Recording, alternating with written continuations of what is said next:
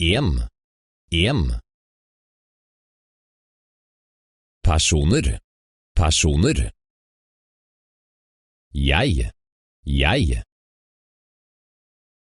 Jeg og du, jeg og du.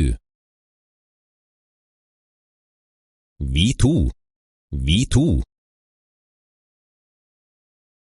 Han.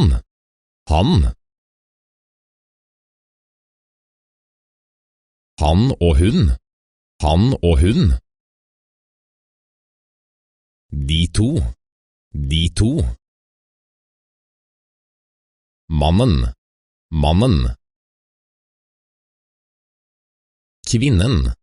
Kvinnen.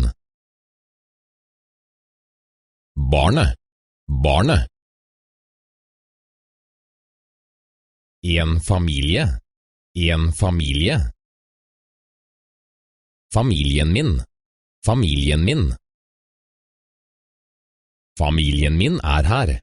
Familien min er her. Jeg er her.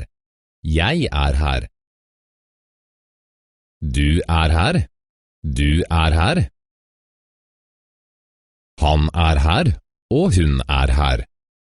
er her, og hun er her.